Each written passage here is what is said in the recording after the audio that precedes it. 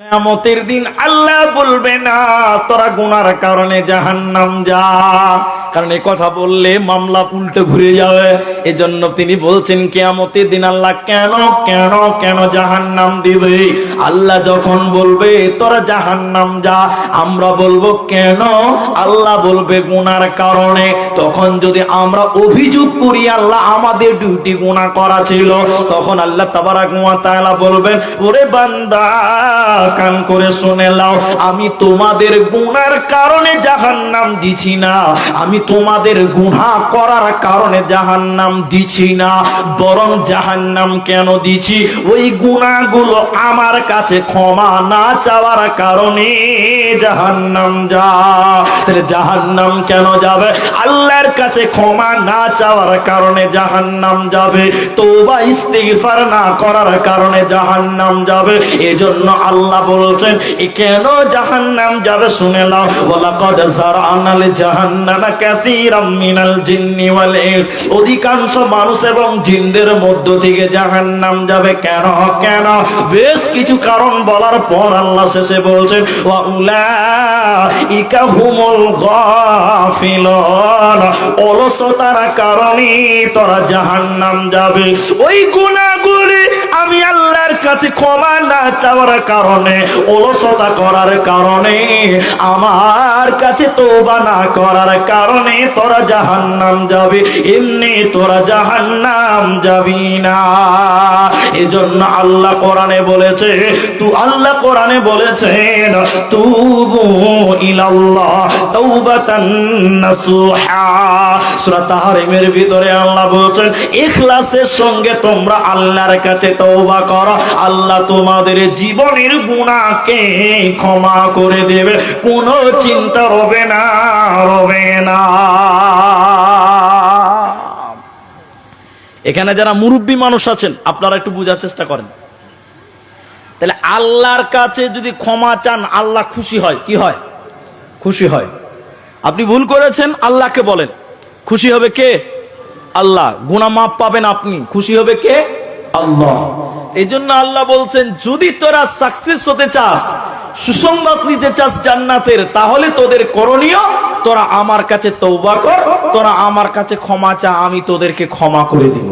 এখন একটা গল্পের মধ্যে কথা, আপনারা আমাকে চেনেন, আপনারা যারা সোশ্যাল মিডিয়াতে দেখেন তাদেরকে বলছি শুনেন, আপনারা জানেন, আপনারা বুঝেছেন।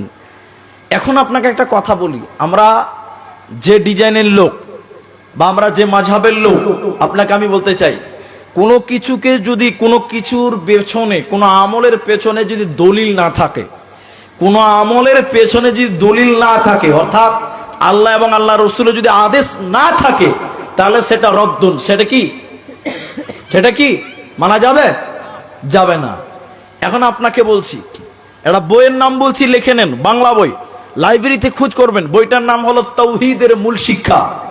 তাওহীদের মূল শিক্ষা। বাংলা যারা শিক্ষিত মানুষ তারা বইটা কিনবেন, বাংলাদেশের লেখা কিতাব, ভালো কিতাব। বইটার নাম শুনলেন, তাওহীদের মূল শিক্ষা, সুন্দর বই। ওই বইয়ে একটা চ্যাপ্টার আছে, বিষয় আছে, বিষয়টা আপনাকে শেয়ার করছি। ওই বইটাতে আপনি দেখতে পাবেন একটা বিষয় আছে, সূচিপত্র ঘাটলে পেয়ে যাবেন, পেজ নাম্বার থেকে পড়ে নেবেন। ওখানে লিখেছেন একটা বিষয়, সেটা হলো যে পীরের কাছে মুরিদ হওয়া ফরজ। পীরের কাছে মুরিদ হওয়া, কথা বলেন এরা, ফরজ। আচ্ছা বলুন, কোনো কিছুকে ফরজ বলতে গেলে ওর পেছনে গ্রহণযোগ্য দলিল লাগবে, লাগবে কি লাগবে না? দলিল ছাড়া কোনো কিছুকে ফরজ সাবিত করা যাবে?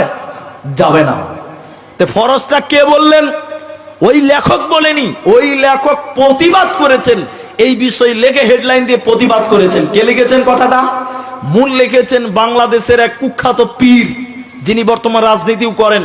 আপনারা সোশ্যাল মিডিয়াতে সার্চ করবেন, তাকে পেয়ে যাবেন। তিনি হলেন পীরের চরমনায়, চরমনায়ের পীর।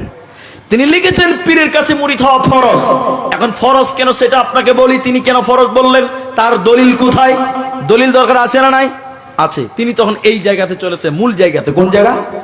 বলে কোন মানুষ যদি অঢেল গুনাহ করে, অনেক গুনাহ করে, গুনাহ করার পর সেই মানুষ যদি আল্লাহর কাছে ক্ষমা চায়, আল্লাহ তাকে মাফ করবে না। বলুন নাউযুবিল্লাহ, বলুন নাউযুবিল্লাহ।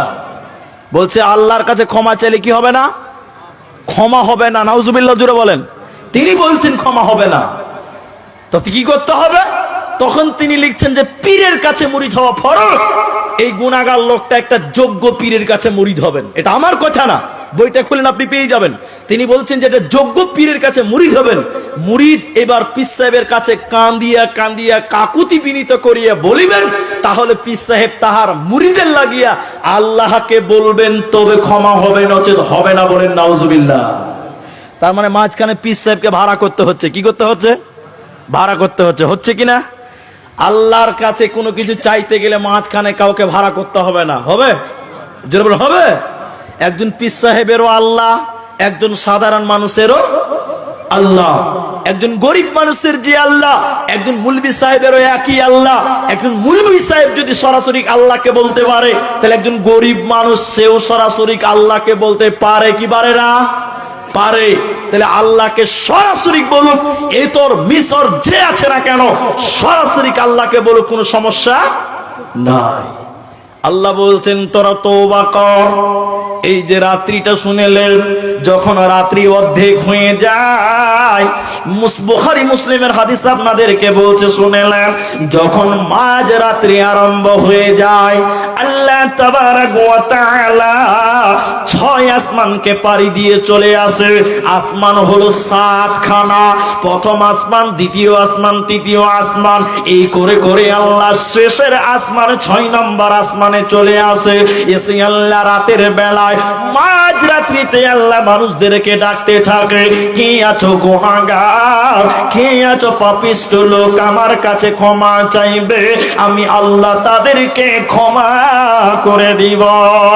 অতএব মানুষ রে, তুমি শুনে নাও, জীবনে যে পাপ হয়েছে কেন, আল্লাহকে বলো, আল্লাহর কাছে ক্ষমা চাও, আল্লাহ তোমার জীবনের গুনাহকে ক্ষমা করে দেবে। কোনো চিন্তা হবে না, মরার পর জান্নাত হবে। আল্লাহ খুশি হয়। কেমন খুশি হয়? এদিকে দেখেন, এদিকে। আনাস রাদিয়াল্লাহু তাআলা হাদিসের রাবী, তিনি বলছেন, একটা উটের রাখাল, উট বুঝেন আপনারা? উট হলো মরুভূমির প্রাণী। পানি দেন। উট কিসের পানি বললাম? ও 7 দিন 8 দিন মাঠে চড়বে, ময়দানে ঘুরবে, কোনো অসুবিধা নাই। আর ওদের পানির ট্যাঙ্কি পেটে 2টা আছে। কটা আছে? উটের কটা? আপনার কয়টা?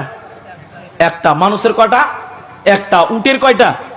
2টি ট্যাঙ্কি আছে তার, 2টা। বলে কেন? মরুভূমিতে থাকে ও, আর নিজস্ব যেটা হজমের থলি পানির, সে তো পানি খেয়েই নিবে, তারপরে অতিরিক্ত আরেকটা থলি আছে, পানি রাখার থলি, স্টকের জন্য আরেকটা থলি আল্লাহ যেটা জমা করে। বলে কেন?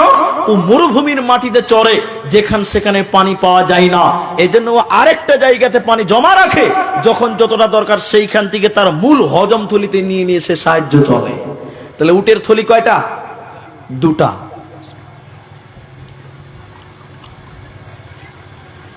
আলহামদুলিল্লাহ। তাহলে উট এবার মরুভূমিতে চলে। হাদিস বলছি আপনাকে, শুনেন। একটা রাখাল উট চড়াতে গেছে, মনে করেন 5 দিন 7 দিনের জন্য। উট চড়াতে গিয়ে কোথাও একটু রাখাল বসেছে, উট চড়তে চড়তে চড়তে চড়তে উট কোন দিকে চলে গেছে, উট হারিয়ে গেছে। উটের গলায় ছিল খাবার, খাবারও হারিয়ে গেল।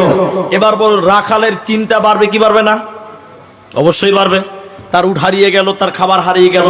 রাখাল এবার টেনশনে ঘুরতে ঘুরতে ঘুরতে ঘুরতে পায় না, বেচারা খুব চিন্তিত। হঠাৎ একটা গাছের তলে বসেছে রাখাল, চিন্তা করতে করতে একটু ঘুমিয়ে গেছে। চোখ খুলে দেখছে রাখালের সামনে তার হারানো উটও হাজির এবং তার খাবারও হাজির। এবার বলেন, রাখাল খুশি হবে কি হবে না? খুশি হয়ে রাখাল বলেছে কি জানেন? খুশি হয়ে রাখাল বলেছিল, আনা রব্বি আনতা আব্দুকা, আল্লাহ আমি তোমার রব, তুমি আমার গোলাম। কি বলেছে? আল্লাহকে কি বলছে? গোলাম বলছে, আনা রব্বি আনতা আব্দুকা, আল্লাহ আমি তোমার রব, তুমি আমার গোলাম। আচ্ছা, আল্লাহকে যদি কেউ গোলাম বলে গুনাহ হবে না? হবে।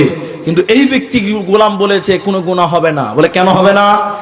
ইচ্ছাকৃত ভাবে বলেনি, খুশির কারণে উল্টা হয়ে গেছে কথাটা। বলতে হতো যে আল্লাহ আমি তোমার গোলাম, তুমি আমার রব, এটা না বলে বাই মিস্টেক হয়ে গেছে, খুশির তরঙ্গে বলে দিয়েছে আল্লাহ তুমি আমার গোলাম, আমি তোমার আল্লাহ। মুফাসসিরিনগণ বলেন, রাখাল এত খুশি হলো কেন? রাখাল এত খুশি হলো কেন? রাখাল খুশি হওয়ার কারণগুলো শুনে নাও। এই রাখাল হারিয়ে যাওয়া জিনিস পেয়েছে বলে এত খুশি হয়েছে। হারিয়ে যাওয়া জিনিস পেয়ে যদি রাখাল এত খুশি হয়, উটের মহাজন যদি এত খুশি হয়, তো আমার নবীজি বলছেন একজন মানুষ যখন গুনাহ করে, অন্যায় করে, একজন মানুষ যখন আল্লাহর ইবাদত থেকে দূরে সরে যায়, আল্লাহ সে বান্দার দিকে অগ্রসর হয়ে থাকে যে আমার বান্দা আমার কাছে তওবা করবে। যখন এই গুনাহগার পাপিষ্ট লোকেরা আল্লাহকে বলে রব্বানা যালামনা আনফুসানা, আল্লাহ এত খুশি হয় এই রাখালের চাইতে আল্লাহ অনেক অনেক গুণের খুশি হয়। অতএব তুমি গুনাহে লিপ্ত হয়েছ, আল্লাহর কাছে তওবা করো, আল্লাহ খুশি হয়ে তোমার জীবনের গুনাহকে ক্ষমা করবে। এজন্য আল্লাহ কোরআনে বলেছেন 8টা আমল তোরা কর, তোদের জন্য জান্নাতের সুসংবাদ থাকবে। দ্বিতীয় নম্বর আল্লাহ বলেন আত-তাইবুন আল-আবিদ।